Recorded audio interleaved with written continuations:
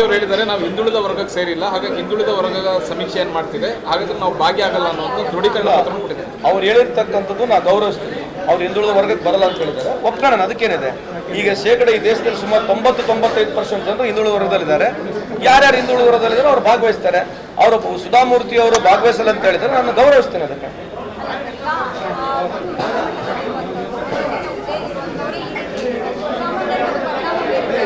ಹಂಗೇನಿಲ್ಲ. ಅವ್ರು ಹೇಳಿದ ತಕ್ಷಣ ಈಗ ಅವ್ರು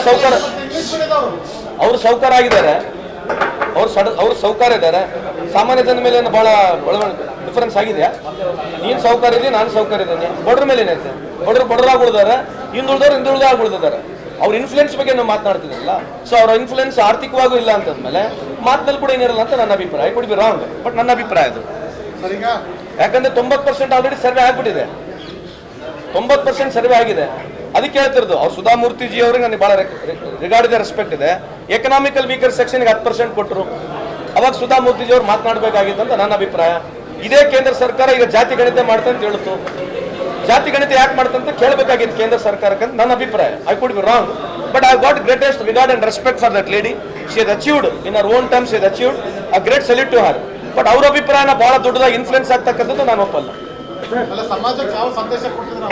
ನಿರ್ದಿಷ್ಟ ಸಮುದಾಯಕ್ಕೆ ಏನಾದರೂ ಸಂದೇಶ ಕೊಡ್ತಿದ್ದಾರೆ, ಒಂದು ನಿರ್ದಿಷ್ಟ ಸಮುದಾಯಕ್ಕೆ ಸಂದೇಶ ಅವ್ರು ಪ್ರಯತ್ನ ಮಾಡ್ತಿರ್ಬೋದು. ಇವತ್ತು ಏನಾಗಿದೆ, ಯಾರ ಹಿಡಿತದಲ್ಲಿ ಯಾರಿಲ್ಲ, ಯಾರ ಹಿಡಿತದಲ್ಲಿ ಯಾರೊಬ್ಬ ಇನ್ಫ್ಲುಯೆನ್ಷಿಯಲ್ ಪರ್ಸನ್ ಈಗ ಹೇಳ್ಬಿಟ್ರೆ ಹಿಂಗೆ ಸಮಾಜ ನಡೀತತೆ, ಹಿಂಗೆ ನಡೀತಂತೇನಿಲ್ಲ. ಸುಧಾಮೂರ್ತಿ ಅವರು ಸಕ್ಸಸ್ಫುಲ್ ಬಿಸ್ನೆಸ್ ಮ್ಯಾನ್ ಅಷ್ಟೇ. ಉಲ್ಟಾ ಅದೇ ಹೇಳೋದು, ಅವ್ರ ಸಕ್ಸಸ್ ಬಿಸ್ನೆಸ್ ಸಾರ್ವಜನಿಕರಿಗೆ ಎಷ್ಟು ಅನುಕೂಲ ಆಗುತ್ತೆ ಇದೇ ರೀತಿ. ಸೊ ಯಾವ್ದೊಬ್ಬ ನೋಬೆಲ್ ಪ್ರೈಸ್ ವಿನ್ನರ್ ಟೀಚರ್, ಅವ್ನಿಗೆ ಬಹಳ ಇನ್ಫ್ಲುಯೆನ್ಸ್ ಇರ್ಬೋದು. ಒಬ್ಬ ಸ್ವಾಮೀಜಿಗೆ ಇರ್ಬೋದು, ರಿಟೈರ್ಡ್ ಪೋಸ್ಟ್ ಮಾಸ್ಟರ್ಗೆ ಇರ್ಬೋದು ಇನ್ಫ್ಲುಯೆನ್ಸ್. We don't know. ಅವ್ರು ಪ್ರೇರಣೆಯಲ್ಲಿರ್ತಕ್ಕಂಥ ಮಾತು ಅದು ಅವ್ರಿಗೆ ಸೀಮಿತ ಇರ್ತಕ್ಕಂಥದ್ದು ನನ್ನ ವಾದ. ಐ ರೆಸ್ಪೆಕ್ಟ್ ಅವರ್ ವ್ಯೂಸ್, ಅದಕ್ಕೇನು ತೊಂದರೆ ಇಲ್ಲ ಸರ್. ಅವರ ಇನ್ಫೋಸಿಸ್ ನಲ್ಲಿ ಎಲ್ಲಾ ಸಮುದಾಯದ ಜನರು ಕೆಲಸ ಎಂಪ್ಲಾಯ್ಗಳಾಗಿರ್ತಾರೆ, ಅವ್ರ ಮೇಲೆ ಇನ್ಫ್ಲುಯೆನ್ಸ್ ಆಗ್ಬೋದಲ್ಲ ಇದು? ಅಲ್ಲ, ಅದು ನೋಡ್ಬೇಕಲ್ಲ, ಚೆಕ್ ಮಾಡಿದ್ರೆ ಅವ್ರೆಲ್ಲ ಹೇಳ್ಬೇಕಾಗಿತ್ತು. ಸುಧಾಮೂರ್ತಿ ಅವ್ರು ನಮ್ಗೆ ಹೇಳಿದ್ರೆ ನಾವೆಲ್ಲ ಬೈಕಾಟ್ ಮಾಡ್ತೀವಿ ಅಂತ ಹೇಳಿದ್ರೆ ಅದು ಒಪ್ಕೋಬೋದಾಗಿತ್ತು. ಹಂಗೇನು ಆ ಥರ ಬಂದಿಲ್ಲ, ಆ ಥರ ಏನು ಬಂದಿಲ್ಲಲ್ಲ. ಆರ್ಎಸ್ಎಸ್ ಚಟುವಟಿಕೆಗಳ ಬ್ಯಾನ್ ಮಾಡೋ ಚಟುವಟಿಕೆ ನಿರ್ಬಂಧ ಮಾಡೋ ಸಂಬಂಧಪಟ್ಟಂತೆ ಪ್ರಿಯಾಂಕ್ ಖರ್ಗೆ ಅವರು ಮುಂದುವರೆದ ಪತ್ರ ಬರೆದು ಸರ್ಕಾರಿ ಅಧಿಕಾರಿಗಳು ಆರ್ಎಸ್ಎಸ್ ಗಣವೇಶನ ಭಾಗವಹಿಸಿದ್ದಾರೆ. ಅದ್ರ ಬಗ್ಗೆ ನಮ್ಮ ಪಕ್ಷದ ಲೆವೆಲಲ್ಲಿ ಸರ್ಕಾರದಲ್ಲಿ ಖಂಡಿತವಾಗಿ ಚರ್ಚೆ ಮಾಡ್ತೀವಿ. ಡಿ ಕೆ ಶಿವಕುಮಾರ್ ಅವರು ಹೇಳಿದ್ದಾರೆ, ಕಾಂಗ್ರೆಸ್ ಹಾಗೂ ಜೆಡಿಎಸ್ ಸಮ್ಮಿಶ್ರ ಸರ್ಕಾರದಲ್ಲಿ ಪತನ ಆಗುವಂತ ಸಂದರ್ಭದಲ್ಲಿ ಬಿಜೆಪಿಯಿಂದ ಆಫರ್ ಬಂದಿತ್ತು, DCM ಆಗಬೇಕು ಅನ್ನುವಂಥ, ಜೈಲಿಗೆ ಹೋಗ್ಬೇಕು ಅನ್ನೋ ಆಫರ್ ಬಂದಿತ್ತು. ಆದ್ರೆ ನಾನು ಜೈಲಿಗೆ ಹೋಗ್ತೀನಿ, ಆದ್ರೆ ನಾನು ಪಕ್ಷ ಬಿಡೋದಿಲ್ಲ, ಪಕ್ಷ ನಿಷ್ಠೆನೆ ಇಲ್ಲ. ಈಗ DCM ಸಾಹೇಬ್ರು ಹೇಳಿರ್ತಕ್ಕಂಥದ್ದು ನಿಜ ಇದೆ. ಅವ್ರಿಗೆ ಆ ಥರ ಆಫರ್ ಬಂದಿರತಕ್ಕಂಥ ಹೇಳಿದಾರೆ ಅಂತ ಒಪ್ಪಬೇಕಾಗುತ್ತೆ. ಸೊ ಐ ಡೋಂಟ್ ನೋ, ಅವ್ರು ಹೇಳಿರ್ತಕ್ಕಂಥ ಒಪ್ಪಬೇಕಾಗುತ್ತೆ. We are publicly telling it, it might be true.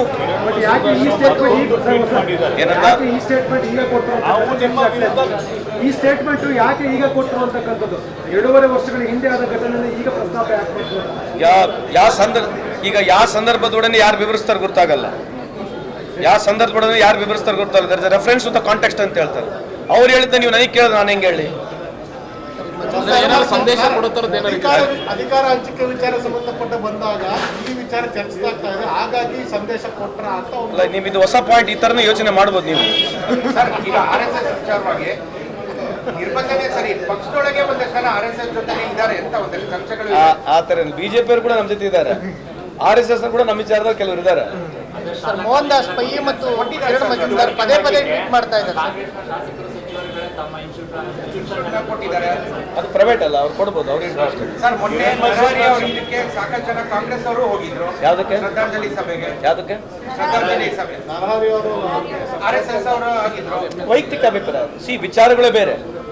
ಈಗ ವಿಚಾರದಾರ ಮಾತನಾಡಿದಾಗ ಐಡಿಯಾಲಜಿನೇ ಬೇರೆ ಇದೆ. ಸೊ ದಟ್ಸ್ ವೈ ಸೆಡ್, ಈ ಒಂದು we got ideological difference, we should have great respect. Political difference ಇರ್ಬೋದು, ಆದರೆ ಅಲ್ಲಿ ಹೋಗಿದ್ದಾರೆ ಇಲ್ಲಿ ಹೋಗಿದ್ದಾರೆ ಅಂತ ನೀವು ಅವ್ರನ್ನ ಕೇಳ್ಬೇಕು. ಈಗ ನಾನು ಕೂಡ ನಾಳೆ ನಿಮ್ಮ ಮನೆಗೆ ಬರ್ಬೋದು, ನೀವು ನಮ್ಮ ಮನೆಗೆ ಬರೋದು, ವೈಚಾರಿಕ ಡಿಫರೆನ್ಸ್ ಇರ್ಬೋದು. ಸೊ ಅದಕ್ಕೆ ನಾನು ಹೆಂಗೆ ಉತ್ತರ ಕೊಡಲಿ ಹೇಳಿ? ಕಿರಣ್ ಮಜುಮ್ದಾರ್ ಮೋಹನ್ ದಾಸ್ ಪೈ ಪದೇ ಟ್ವೀಟ್ ಮಾಡ್ತಾ ಇದ್ದಾರೆ. ವಿಷಯದಲ್ಲಿ ಈಗ ರಸ್ತೆ ಸರಿ ಮಾಡಿರಲಿಲ್ಲ, ಸುಧಾರಣೆ ಮಾಡಲಿಲ್ಲ, ನಾವು ಸಹ ಸಾಕಷ್ಟು ಕೊಡುಗೆ ಕೊಟ್ಟಿದ್ದೀವಿ ಅಂತ ಹೇಳಿದ್ದಾರೆ. ಅಲ್ಲ, ಅವ್ರು ಹೇಳಿರ್ತಕ್ಕಂಥ ನಿಜ ಇದೆ. ಕಿರಣ್ ಮಜುಮ್ದಾರ್ ಶಾ ಹೇಳಿರ್ತಕ್ಕಂಥದ್ದು ನನಗೇನು ಭಿನ್ನಾಭಿಪ್ರಾಯ ಇಲ್ಲ. ನಾನು ಹೇಳ್ತಕ್ಕಂಥದ್ದು ಎಲ್ಲ ವಿಚಾರಗಳು ಇವತ್ತೇನೋ ಭಾಳ ಬೆಂಗಳೂರಿನಲ್ಲಿ ಎಲ್ಲರೂ ಟ್ವೀಟ್ ಮಾಡಿ ಮಾತಾಡ್ತಾರೆ, ನನಗೆ ಗೌರವ ಇದೆ. ಇದೇ ರೀತಿ ಕೇಂದ್ರ ಸರ್ಕಾರದ ಯಾವ್ದನ್ನ ಟ್ವೀಟ್ ಮಾಡ್ತಾರೆ ಅಂತಕ್ಕಂಥ ನಮ್ಮ ಪ್ರಶ್ನೆ. ಅವ್ರು ಮಾಡಲಿ, ಎಲ್ಲದಕ್ಕೂ ಮಾಡಲಿ. ನೀವು ಕೇಂದ್ರ ಸರ್ಕಾರ 11 ವರ್ಷದಲ್ಲಿ ಯಾವುದೇ ರೀತಿಯಾದಂಥ ಏನು ಸರಿ ಎಲ್ಲ ಒಂದು ಸರಿ ಇಲ್ಲ ನಂಗೆಲ್ಲ ಸರಿನೇ ಮಾಡಿದೆ ಅಂತಕ್ಕಂಥ ಪ್ರಶ್ನೆ. ಪಾಲಿಸಿ ಬಗ್ಗೆ ಆಗಿರಲಿ, GST ಬಗ್ಗೆ ಆಗಿರಲಿ, ಡೆವಲಪ್ಮೆಂಟ್ ಆಗಿರಲಿ, FTA ಆಗಿರಲಿ, ಎಕ್ಸ್ಪೋರ್ಟ್ ಪಾಲಿಸಿ ಆಗಿರಲಿ. ಇವತ್ತು ಎಕ್ಸ್ಪೋರ್ಟ್ ಪಾಲಿಸಿಯಲ್ಲಿ ಯಾವ್ದನ್ನ ಒಂದು ಕೊಡುಗೆ ಇದೆ, ಇವರೆಲ್ಲ ಹೋಗಿ ಮಾತನಾಡ್ತಾರಾ? 100 ಸ್ಮಾರ್ಟ್ ಸಿಟಿ ಮಾಡ್ತೀವಿ ಅಂತ ಹೇಳಿದ್ರು. ಯಾರು ಹೇಳಿದ್ರು? ಸ್ಮಾರ್ಟ್ ಎಲ್ಲೈತೆ, CTH ಸ್ವಲ್ಪ ಚೆಕ್ ಮಾಡಿ ನೋಡೋಣ. ಇವರು ಕೇಂದ್ರದ ಸರ್ಕಾರದ ರಿಪೋರ್ಟ್ ಪ್ರಕಾರ ನಾಟ್ ಇವನ್ 25% ಸಕ್ಸಸ್ ಆಗಿದೆ ಸ್ಮಾರ್ಟ್ ಸಿಟಿ.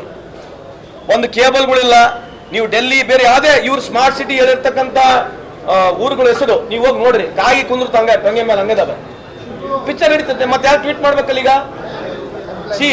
ನಮಗೆ ನೀವು ಟ್ವೀಟ್ ಮಾಡಿ, ನಮಗೆ ನೆಗೆಟಿವ್ ಮಾಡಿ, we're happy, welcome it, but selective ಆಗಿ ಮಾಡಬೇಡಿ ಅಂತಕ್ಕಂಥ ನಮ್ಮ ವಾದ.